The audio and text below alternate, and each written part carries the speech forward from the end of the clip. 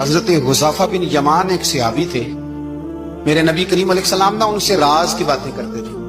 ہر بندے کا ہاضمہ ٹھیک نہیں ہوتا، سب سے راز کی بات نہیں کرنی چاہیے۔ حضرت حذیفہ بن یمان کہتے ہیں حضور راز کی باتیں بتاتے ہیں۔ مدینہ منورہ میں جو منافقین تھے ان کی لسٹ بھی نبی پاک نے حضرت حذیفہ بن یمان کو دی تھی۔ جب کوئی مشکوک آدمی مر جاتا نا تو صحابہ کہتے ہیں ہم دیکھتے اگر حضرت حذیفہ نے جنازہ پڑھا تو ہم بھی جنازہ پڑھ لیتے۔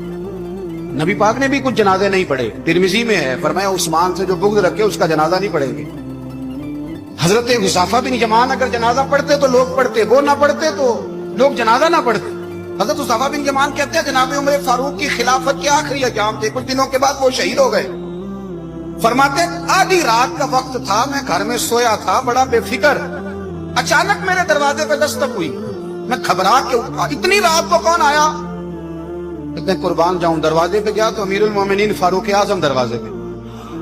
میں نے کہا عمر کوئی حکم تھا تو مجھے بلا لیتے۔ کہنے لگے میں نا امیر بن کے نہیں آیا، تیرا ویر بن کے آیا ہوں۔ امیر المومنین کی حیثیت سے سرکاری کام سے بلاتا تو وہاں بلاتا، مجھے ایک ذاتی کام پڑ گیا۔ کہتے میں نے عمر کو گھر کی اندر بلا کے چارپائی پہ بٹھایا، میں نے کہا حضور میں غریب آدمی، میں کیا آپ کے کام آ سکتا ہوں؟ تو کہتے ہیں انہوں نے نا مجھے ساتھ بٹھا لیا، پھر میرا ہاتھ پکڑ لیا۔ کہنے لگے تو عمر کو جانتا ہے؟ عمر جھوٹ نہیں بولتا۔ تو جانتا ہے؟ عمر وعدوں کا پکا ہے۔ کہا حضور جانتا ہوں، اس وقت آیا ہوں جب دیکھ بھی کوئی نہیں رہا۔ حضرت حذیفہ بن یمان کہتا ہے پریشان ہو گیا، حضور پہلیاں نہ بجھوائے، مہربانی کر بتائیں کدھر آئے ہیں؟ حضرت عمر فاروق فرمانے لگے 62 سال کا ہو گیا ہوں، 63 میں چل رہا ہے، داڑھی سفید ہو گئی ہے، پل پک گیا، اٹھ فریدہ سدیا، داڑھی آ گئی پور، ابا نیڑے آ گئے، پیچھا رہ گئی دور، اب قبر اشر کا معاملہ صاف نظر آنے لگا ہے۔ کہا حضور مجھ سے کیا چاہتے ہیں؟ حضرت عمر رو پڑے، کہنے لگے آج میں عشاء کے بعد نکلا ہوں تو نبی پاک کے صحابہ مجھے نیک کہہ رہے تھے، پھر میں نے بچوں کی ماں سے اور بچوں سے بھی پوچھا ہے، وہ بھی مجھ سے راضی ہیں۔ پر حذیفہ تیرے ساتھ نبی پاک راز کی باتیں کرتے تھے، سچ بتا کہیں عمر کا نام منافقوں میں شامل تو نہیں؟ سچ بتا ان منافقین میں تو شامل نہیں، کہیں اوپر سے تو نہیں سارا کچھ؟ حضرت حذیفہ بن یمان کہتے ہیں میں باپ کے مرنے پہ اتنا نہیں رویا جتنا عمر کے سوال پہ رویا۔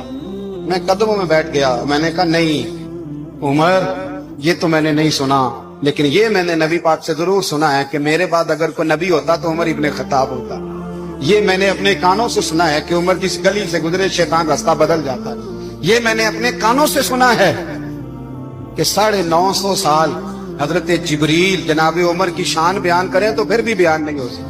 یہ میں نے ضرور سنا۔ دوستو ساری زندگی حضرت عمر نے اگر دوسروں کا محاسبہ کیا تو اپنا اور اپنے بچوں کا بھی کڑا خیال رکھا، اپنی ذات پر بڑی توجہ دی۔